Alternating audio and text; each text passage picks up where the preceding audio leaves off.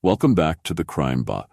Marriage is usually one of the most important and happy events in life. But for South Korean female soldier El Rim, this was not the case. After registering her marriage with her longtime boyfriend, that very night, El Rim decided to end her life, turning the wedding into a tragic funeral.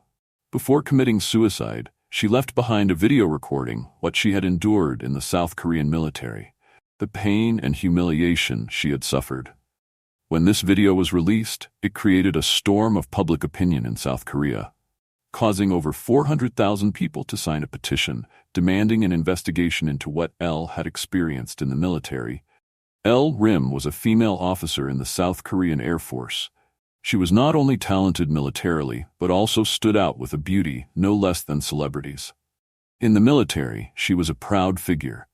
In her personal life, El Rim was also a happy woman with a long-term and stable relationship with her boyfriend. He always supported and respected her career. Both families were very supportive and looking forward to their wedding. The two decided to register their marriage and then held a celebratory dinner at an upscale restaurant. But no one knew that behind that happy appearance, El Rim had endured pressures and pains in the military to the point of choosing this painful path. A romantic candlelit dinner, everything seemed perfect, but it was all just an illusion. It was actually El Rim's final farewell to her husband and this world. After dinner, her husband had to work the night shift. El Rim drove her husband to his company, then returned to the barracks at the military base. Before committing suicide, she still prepared breakfast for her husband for the next day. She called her husband, her voice still full of happiness. Then she sent him a goodnight text message. But right after that, she entered the room full of despair and recorded the final images of her life. The first person to discover El Rim's body was her husband when he returned home after his night shift and opened the door. He found his wife lying motionless, no longer breathing. According to her husband's account, there were no signs of anything unusual in their phone call that evening, and with the goodnight text she sent, he thought she had gone to sleep early. He did not expect that to be her final goodbye. Next to El Rim's body was a phone containing the video she left behind, the only message she wanted to send to the world. In the video, El Rim was very sad, her eyes full of despair. She cried and recounted the injuries she had endured in the military. She was abused, and those around her just ignored it, even mocking and slandering her. El Rim had hoped that if she was brave enough to speak up and denounce the perpetrators, they would receive appropriate punishment, but the reality was not as expected. Those who had abused her joined together to cover up the incident and threatened her to withdraw her accusations. El Rim felt her body had been defiled, that she was no longer worthy of her husband. She chose to end her life to denounce those who had harmed her. In the video, she said that all those in the military who had bullied and violated her were perpetrators. How did a passionate, talented, and charismatic female officer like El Rim end up in such a desperate situation? What happened that made her endure such humiliation and injustice to the point of deciding to end her life? Who were the people she mentioned in her final accusation? El Rim had been a beautiful girl from childhood, with a sweet appearance and natural charisma no less than any celebrity. In fact, a talent scout had approached her multiple times, inviting her to join the entertainment industry, but each time, El Rim refused. Friends didn't understand why she passed up this opportunity. As with her looks, she could become a famous star. However, El Rim felt that a life of fame did not suit her. She had a clear plan for her life. Born into a middle-class family in Seoul, El Rim was raised in a comfortable and relaxed environment. Her parents had stable jobs with high salaries and always indulged and supported all of their daughter's decisions. With wholehearted support from her parents, El Rim had the freedom to pursue her dreams. And that dream was to become a brave soldier, building a career in the military. Unlike girls her age, El Rim was not interested in makeup or fashion. Instead, she had a passion for strong hobbies like motorcycles, airplanes, and guns. Additionally, El Rim was a very righteous person, always standing up for the weak. She did not accept injustice and never stood idle when witnessing someone being bullied. For her, protecting those around her from pain and injury was an important part of life. With perseverance and relentless effort, L. Rim achieved her wish and became a female officer in the South Korean military. But unfortunately, the career path she had dreamed of and pursued with all her passion did not bring her the happiness she had expected. Instead, she had to endure unbearable pains, ultimately choosing to give up her life. In 2017, L. Rim joined the 20th Fighter Wing of the South Korean Air Force, one of the country's leading Air Force units. This wing was established in December 1996 and is stationed in Sonmyeon, South Korea. This unit has participated in joint military exercises with the United States many times, showing their importance in the South Korean military. It can be said that the 20th Fighter Wing is the face of the South Korean Air Force. Being accepted into such a prestigious unit made L. Rim very proud. She believed she had come closer to realizing her dream of becoming an outstanding soldier. But little did she know that this was the beginning of a nightmare. With her beautiful face and open personality, L. Rim quickly became the center of attention in the military environment, where women were rare. She received many flirtations, but L. Rim politely refused them all. However, even after refusing, there were still many people who looked at her with inappropriate eyes. They even frequently whispered behind her back, using vulgar words to harass her. To avoid attracting more attention, L. Rim tried to limit her interactions with colleagues. She even brought her longtime boyfriend to the military base to prove she had a partner, hoping to ease the harassment from her pursuers. After learning L. Rim had a boyfriend, most of her colleagues automatically backed off and kept their distance. However, not everyone stopped.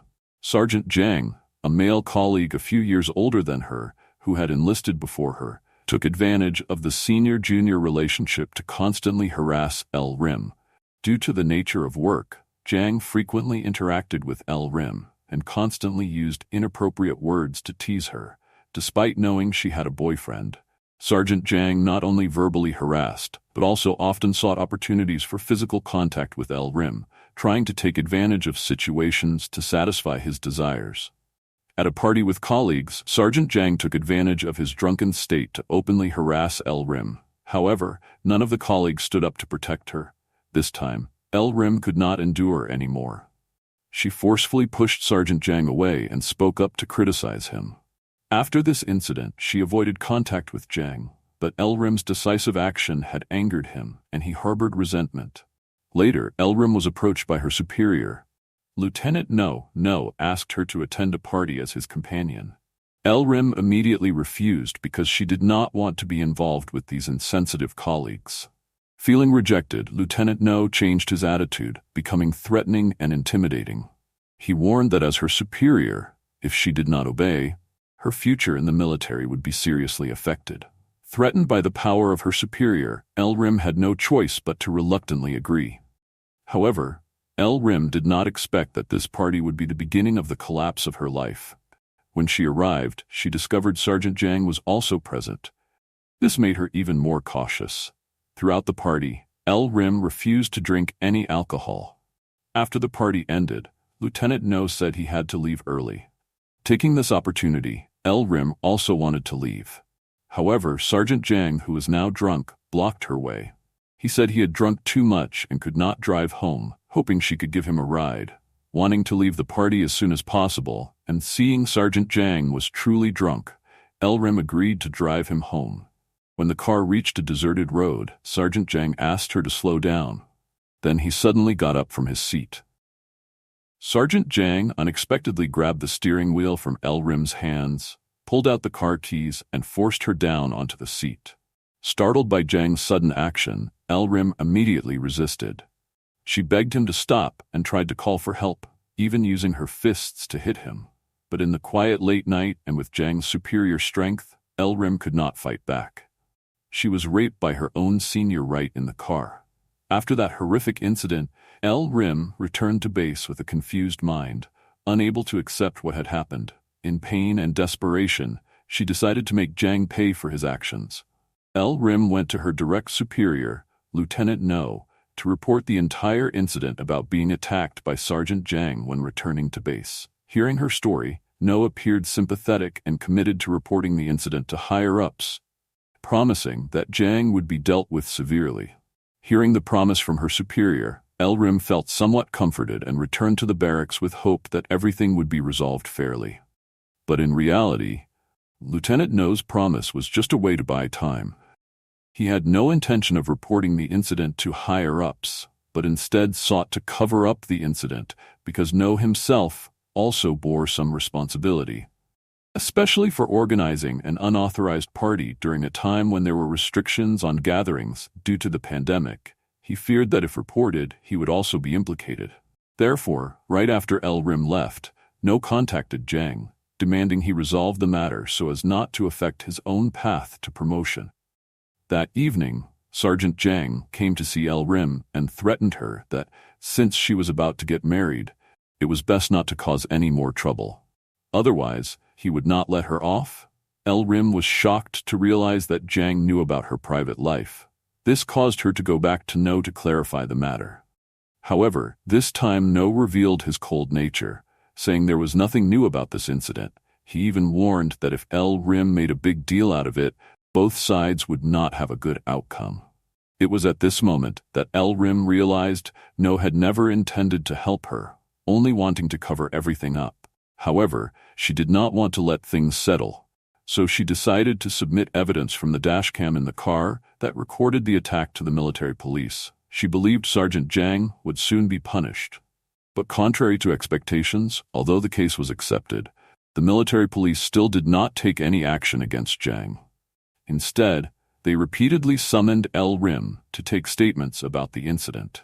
Each time was like reliving that horrific nightmare. Elrim's mental and physical health gradually deteriorated. She had to go through painful interrogations and repeatedly protested the way the military police handled the case. Finally, they agreed to interrogate Jang, but it wasn't until half a month after the incident that Jang was summoned to answer cursory, non-serious questions. The lengthy investigation process with no clear progress made Elrim lose faith. The final investigation result disappointed her even more. Sergeant Jang glossed over that he was just drunk and not in control of his actions. Shockingly, the military police accepted this excuse, causing the case to gradually reach a deadlock. Jang did not suffer any punishment.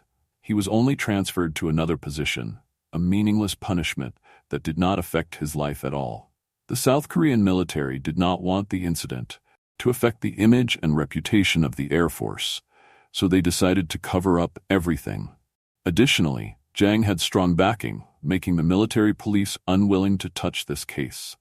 Therefore, all of Elrim's cries for help did not yield any results. Elrim gradually lost faith in the military, where she had once been very passionate and wanted to dedicate herself. Although she had fought hard to seek justice, all she received in return was hopelessness. The dream of becoming a brave soldier in her eyes had now become distant, and she began to doubt herself.